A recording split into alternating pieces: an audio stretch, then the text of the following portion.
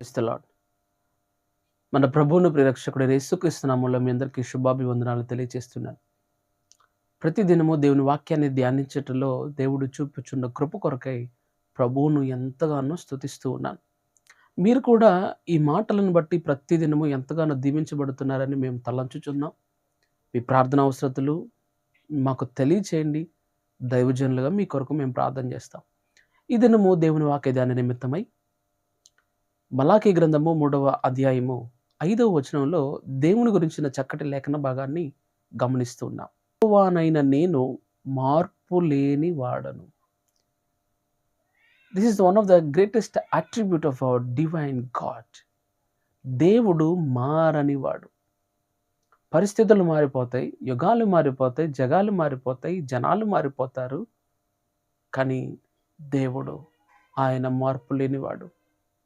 ఆయన సృష్టి ఆదిలో ఎలాంటి దేవుడుగా ఉన్నాడో ఇప్పటికిని నేటికిని ఆయన అంతే మార్పు లేనివాడుగా ఉన్నాడు.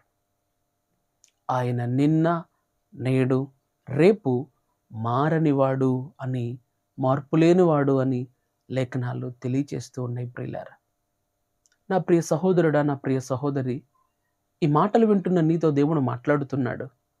బహుశా నువ్వు మారిపోయావేమో.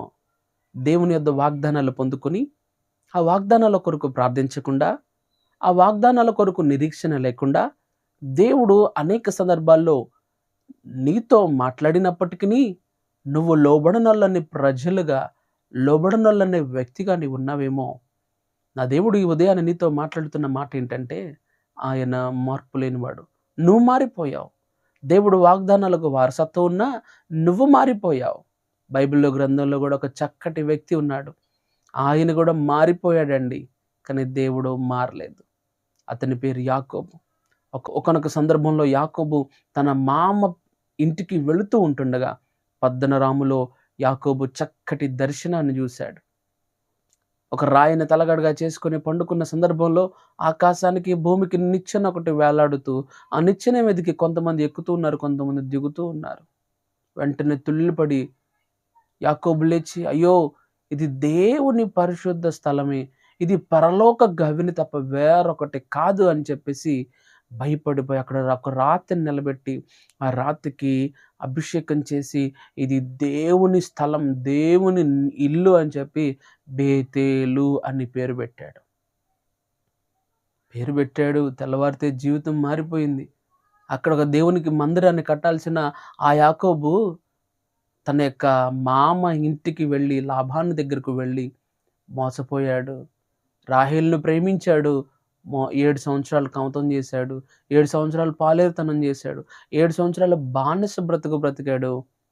వివాహం అయింది. తెల్లారలేచి చూస్తే తన పక్కన ఎవరున్నారు అని అంటే లేయా, జబ్బు కళ్ళు కలిగిన లేయా ఉంది. మోసపోయాడు 7 సంవత్సరాలు. వెళ్ళి లాబాను దగ్గరికి అడిగితే, అయ్యో, పెద్దదానికి వివాహం అవ్వకుండా చిన్నదానికి ఎలాగ చేస్తానని చెప్పి ఇలాగ చేశాను అన్నప్పుడు మరలా యాకోబు 7 సంవత్సరాలు మరలా బానిసతనం, పాలేరుతనం. మరలా 7 సంవత్సరాల తర్వాత రాహేలును వివాహం ఆడాడు. 14 సంవత్సరాలు అయిపోయినాయి. ఈ 14 సంవత్సరాలకు ముందుగా యాకోబు జీవితంలో ఒక పెక్యులియర్, భిన్నమైన సంఘటన యాకోబు జీవితంలో జరిగింది. దాన్ని మర్చిపోయాడు. ఆ దర్శనం మర్చిపోయాడు. దేవుడు ఎందుకు ఈ దర్శనం ఇచ్చాడా? ఇక్కడ బేతేలు అనే ఒక దేవుని ఇల్లు, ఇక్కడ ఒక మందిరాన్ని నేను కట్టాలి కదా అన్న విషయాన్ని మర్చిపోయాడు. మరలా 7 సంవత్సరాలు కమతం చేశాడు. ఆ విధంగా యాకోబు జీవితంలో దాదాపుగా 21 సంవత్సరాలు వ్యర్థం అయిపోయింది. వివాహం కాకముందు దేవుడు ఒక దర్శనాన్ని చూపించాడు. దర్శనం మర్చిపోయాడు. పద్దనరాములో ఎక్కడైతే ప్రమాణం చేశాడు, నేను వెళుచున్న ప్రదేశంలో నువ్వు నాకు తోడుగా ఉండాలి అని ఎక్కడ యాకోబు దేవునితో మాట్లాడాడో అవన్నిటిని మర్చిపోయాడు. కానీ దేవుడు యాకోబును మర్చిపోలే. ఆయన మరలా యాకోబును దర్శించి యాకోబుతో మాట్లాడి, నీవు లేచి ఏ స్థలమందు, ఏ బేతేలు అనబడిన స్థలమందు నీవు ప్రతిజ్ఞ చేశావో ఆ స్థలమందు నాకొక మందిరాన్ని కట్టించు అని మరలా దేవుడే యాకోబును దర్శించాడండి. దేవుణ్ణి యాకోబు మర్చిపోయాడు. ఎన్ని సంవత్సరాలంటే 21 సంవత్సరాలు మర్చిపోయాడు. కానీ దేవుడు మర్చిపోలా. ఎందుకో చెప్పనా? దేవుడు మార్పు లేనివాడు. నువ్వు మర్చిపోయావని దేవుడు నిన్ను మర్చిపోడమ్మా. నువ్వు మర్చిపోయావని దేవుడు నిన్ను మర్చిపోడు నాన్నా. అయ్యా, దేవుడు మార్పు లేనివాడు. నువ్వు మారిపోతావేమో, ఈరోజు ఉన్నట్టుగా రేపుండవు, రేపున్నట్టుగా ఎల్లుండే ఉండవు. కానీ దేవుడు నిన్న, నేడు, రేపు ఏకరీతిగా ఉండేవాడు.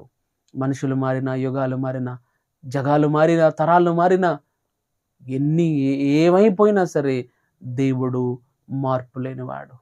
కనుకనే నేటికిని మనం కృపాయుగంలో ఆయన కృప ద్వారా ఆయన మార్పు లేనివాడు కనుక ఇష్టానుసారంగా నీ జీవితంలో నువ్వు దేవుణ్ణి మరిచిపోయినా, నువ్వు మారిపోయినా దేవుడు మారలేదు. ఆ విషయాన్ని గమనించిన నీవు నీ కొరకు ఆయన ఎదురు చూస్తూ ఉన్నాడు. ఆయన మార్పు లేనివాడుగా ఉన్నాడు. ప్రార్థన. పరిశుద్ధ దైవమా, నీకు వందనాలు.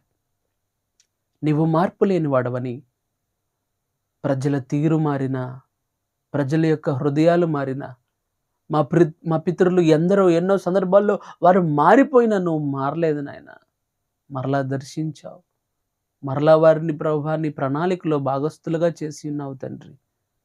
మా మట్టుకు మా జీవితాల్లో మేము నిన్ను మరిచిన వారంగాను, మా జీవితాల్లో మేమును మారిపోయిన వారంగాను, నిన్ను మరచి, నిన్ను విడచి, వాగ్దానాలకు వారసత్వం ఉన్న మరిచిపోయి తిరుగుతున్న వారంగా మేమున్నట్లయితే తండ్రి, ఈ దినము ప్రభువా మాతో మాట్లాడినందుకు వందనాలు ప్రభు.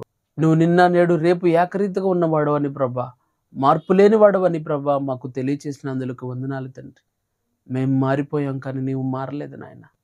అయా, దయతో మమ్ములను మన్నించి వాగ్దానాలకు వారసులుగా మరలా మమ్ములను చేయమని అడుగుతున్నాను తండ్రి.